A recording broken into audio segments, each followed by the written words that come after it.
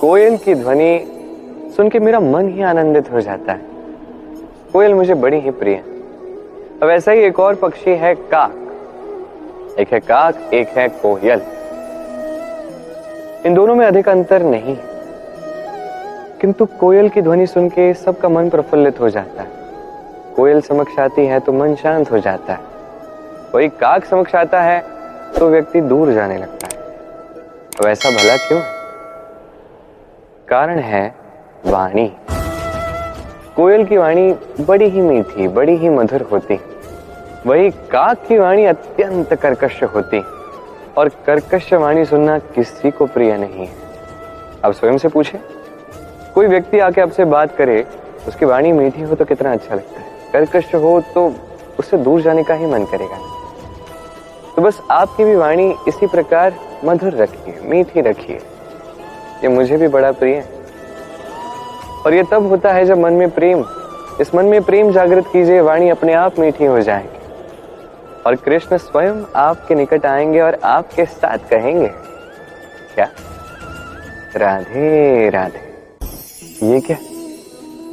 मैं कब से यहाँ प्रतीक्षा में लगा हूं कि मैंने हाथ समक्ष किए हैं तो एक फल आके मेरे हाथ में आएगा और मैं उसे खा लूंगा। कब से प्रतीक्षा कर रहा हूं किंतु ऐसा हो ही नहीं रहा। अब आप कहेंगे कि ये क्या बात हुई, ये कैसी विचित्र बातें कर रहा हूं। यदि फल चाहिए तो आपको वृक्ष पर चढ़ना होगा, फल तक पहुंचना होगा, तभी तो फल मिलेगा। अब ये बड़ी सरल सी बात है, किंतु यही बात आप अपने जीवन के विषय में क्यों नहीं सोचते?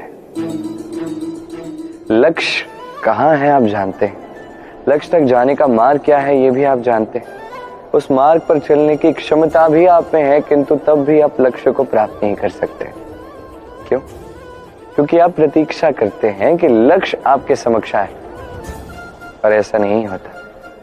लक्ष्य चाहे जो भी हो, धन हो, प्रेम हो, कोई सम्मान हो या मोक्ष हो, यदि आप उसकी ओर चले नहीं तो फल प्राप्ति असंभव है, तो कभी होगा ही नहीं। इसलिए यदि अपने नेत्रों के समक्ष आप अपने लक्ष्य को देख पाते हैं तो उठिए और उस दिशा में चलना प्रारंभ कीजिए। अपने भीतर के सारे दुर्गुण मिटा दीजिए, आलस्य निकाल दीजिए, अज्ञानता त्याग दीजिए और बस चलते रहिए। मनोप्रिय फल आप प्राप्त कर सकते हैं। स्मरण रखिए, चलने से लक्ष्य प्राप्ति होती है, प्रतीक्षा से केवल मृत्यु प्राप्त होती। आइए मेरे साथ प्रेम से कहिए राधे राधे। हर एक प्राणी एक अच्छा जीवन चाहता है, ये उसके स्वभाव में है और ये सोचना उचित भी है। किंतु एक अच्छे जीवन का महत्वपूर्ण पहलू क्या है? निवास स्थान, वो स्थान जहां आप जीवन व्यतीत करते हैं। अब एक मनुष्य सोचेगा कि एक अच्छा निवास स्थान अर्थात वो स्थान जहां पे जल बड़ी सरलता से मिलता है, जहां अच्छी वायु होती है, जहां पे अनाज उगता है, ये पर्याप्त है जीवन जीने के लिए। किंतु अच्छा जीवन जीने के लिए एक और बात है जो आपको समझनी होगी। संत, ज्ञानी, पंडित जन, ये सभी महापुरुष, इनका निवास स्थान जो है वो अत्यंत विशेष होता है। यहाँ एक विशेष प्रकार की सकारात्मकता होती है।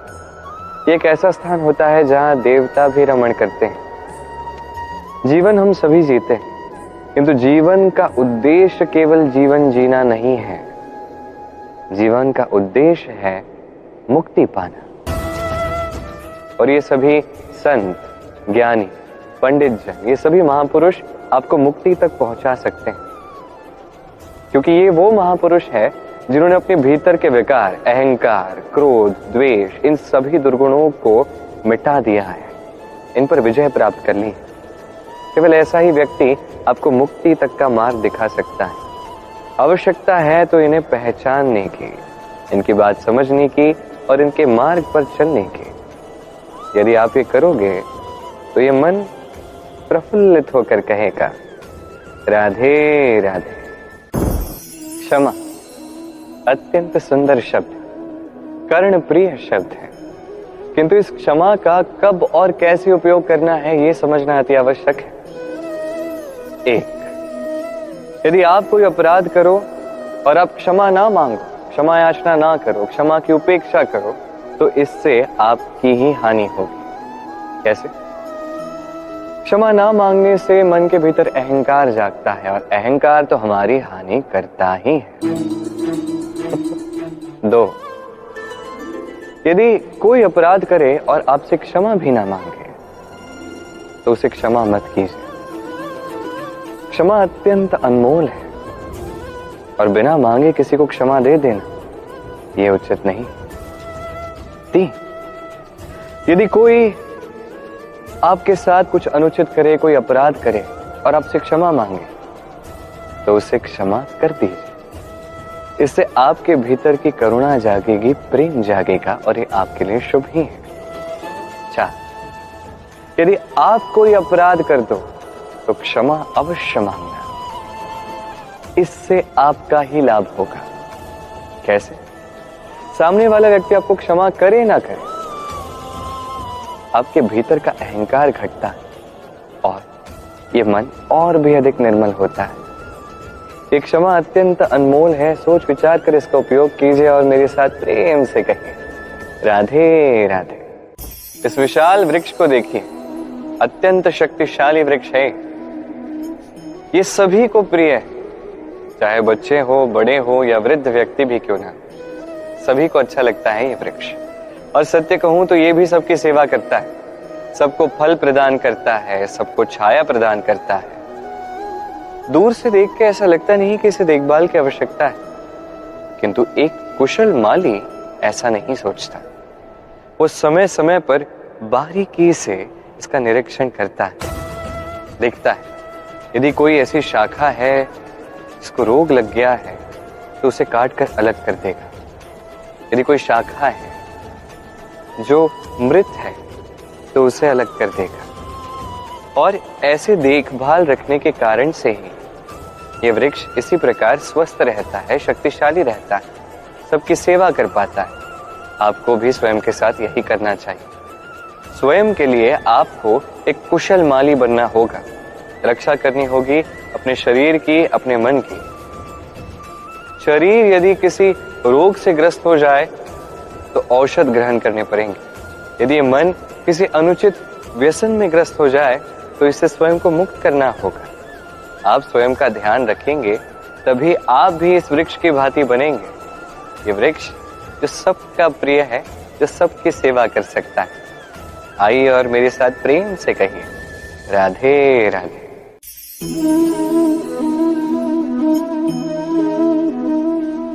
भोजन से ही शरीर बनता है।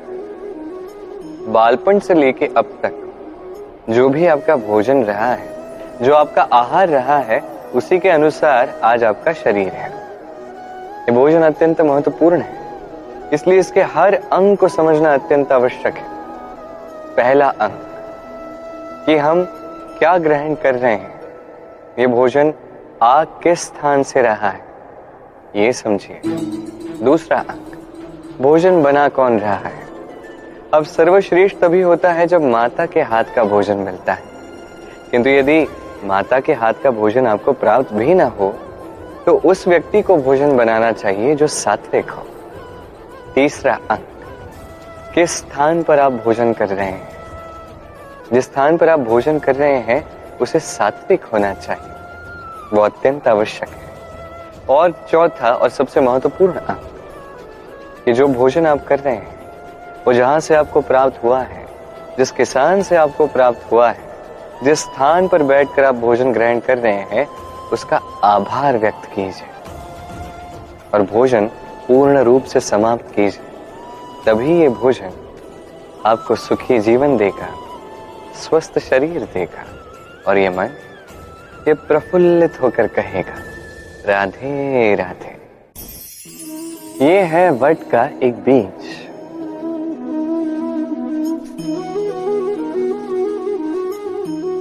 चलिए इसे बोते हैं, थोड़ा जल देते हैं। अब यहां पे वट का एक विशाल सा वृक्ष आएगा, किंतु कैसे, कौन इसमें सहायता करेगा, कौन इसे संभव करवाएगा। प्रकृति। जी हाँ, इस संसार में जो भी बनता है या जो भी बिगड़ता है उसके लिए उत्तरदायी प्रकृति ही होती है। प्रकृति के कारण ही तो धूप आती है, उसी के कारण ही तो वर्षा होती है, जल मिलता है। उसी के कारण ये वट का बीज वट के विशाल वृक्ष में परिवर्तित होगा। किंतु किसी मनुष्य को देखिए, मनुष्य कहता है कि इस वृक्ष पे मेरा अधिकार है। क्यों? क्योंकि मैंने इस बीज को बोया है। अब सारा कार्य प्रकृति करे और सारा श्रेय मनुष्य ले जाए, क्या ये उचित है? कदापि नहीं। अब इसी का उत्तर प्रकृति में ही छिपा है। कभी कोई पक्षी भी किसी बीज को बो देता है, वहां एक वृक्ष आ जाता है, उस पर फल लगते हैं, वो पक्षी उस फल को खाता है, किंतु शेष सभी पक्षियों को, प्राणियों को वहां का फल खाने से मना नहीं करता। उस वृक्ष पर अपना अधिकार स्थापित करने का प्रयास नहीं करता, सब में बांटता है। और यही हमें करना चाहिए। जो प्रकृति से आया है उसे पुनः प्रकृति तक लौटने दें, यह सबसे अधिक आवश्यक है। पंछी की भांति बनी है, तभी आपका मन भी इस आकाश में उड़ना सीखेगा और मन प्रसन्न होकर कहेगा राधे राधे। ये चावल का तृण है, इससे जो अनाज प्राप्त होता है उसे मनुष्य ग्रहण करते हैं। ये क्या है? ये है जंगली घास। सोचिए, ये जंगली घास यदि इस तृण के आसपास होगी तो क्या होगा? क्या चावल उग पाएंगे, फूलेंगे, फलेंगे? क्या हम इसे ग्रहण कर पाएंगे? कदापि नहीं। ये जंगली घास इस तृण का नाश कर देगी, किंतु स्वयं जीवित रहेगी। यही आज की सीख है। संसार में यदि आप सदाचार के मार्ग पर चलना चाहते हैं, उचित कर्म करना चाहते हैं, संसार की सेवा करना चाहते हैं, तो जंगली घास जैसे व्यक्तियों से दूर रहना ही आवश्यक है। वो व्यक्ति जो दुराचारी हैं, जो मिथ्या से भरे हैं, जिनका दुष्ट व्यवहार है, जिनमें अनेक दुर्गुण हैं, ये उचित नहीं है। ये व्यक्ति जिनका चरित्र अत्यंत दुष्ट होता है, ये अच्छे चरित्र के व्यक्तियों को या तो नष्ट कर देते हैं या तो अपने जैसा बना देते हैं। इसलिए यदि आप सदाचार के मार्ग पर चलना चाहते हैं, इस संसार के लिए कुछ शुभ करना चाहते हैं, तो उसी संगत में रहिए। वो संगत जो ज्ञानी हो, जिनमें अनेक सद्गुण हो, प्रतिदिन जिनसे आप कुछ न कुछ सीख सको, ऐसे व्यक्तियों के साथ जीवन व्यतीत कीजिए। दुराचारियों से दूर रहिए, तभी ये मन प्रसन्न होकर कहेगा राधे राधे। मैं यहाँ इस वन में अकेला बैठा हूँ, बांसुरी की धुन छेड़ रहा हूँ। किसके लिए? कौन है यहाँ पे? कोई भी नहीं। मेरी प्रजा, मेरा राज्य, मेरा परिवार मुझसे दूर है। मैं यहाँ पे इस वन में बैठा हूँ, इस आकाश के रंग का, वृक्ष के फलों का, मिट्टी की सुगंध का आनंद ले रहा हूं। क्यों? मैं तो द्वारकाधीश हूं। ऐसा कौन सा राजसी या भौतिक सुख है जो मुझे वहां प्राप्त नहीं हो सकता? सब कुछ मिल सकता है, तब भी यहाँ वन में अकेला बैठा हूं। किस सुख को खोज रहा? एकांत का सुख। हम प्रतिदिन अनेक लोगों से, विचारों से, कर्मों से, परिस्थितियों से, सुख दुखों से घिरे ही रहते हैं। जीवन के इस चक्र में उलझनें बढ़ती ही जाती हैं। जैसे हम इन उलझनों को सुलझाते हैं, हम स्वयं भी उलझते रहते हैं। कुछ इस प्रकार उलझते हैं कि जब हम दर्पण में देखते हैं तो हम स्वयं को पहचान ही नहीं पाते। ऐसा लगता है मानो जैसे हमने स्वयं को खो ही दिया है। इसलिए आवश्यक है कि हर दिन आप कुछ समय स्वयं के साथ व्यतीत कीजिए, एकांत में। यह अत्यंत आवश्यक है। गहराई से अपने अस्तित्व में झांक के देखिए, स्वयं को समझिए, अद्भुत शांति की अनुभूति होगी। अब जैसे ये वायु है, ये वृक्ष है, ये पुष्प है, ये निसर्ग है, इसी की भांति आप भी कभी एकांत में आए, कभी निसर्ग का एक भाग बनकर देखिए। ये मन प्रसन्न होकर कहेगा राधे राधे। वाह, पुष्पों की सुगंध बड़ी अच्छी लगती है, बड़े सुंदर होते हैं ये पुष्प। चारों ओर पुष्पों को देख के तो मन आनंदित हो जाता है। अब सोचकर देखिए, मेरे चारों ओर पुष्प नहीं अग्नि है तो क्या होगा? क्या मेरा शरीर नहीं जलेगा? अवश्य जलेगा। क्या मेरे शरीर को अग्नि का ताप नहीं सहना पड़ेगा? अवश्य सहना पड़ेगा। यही प्रकृति का नियम है।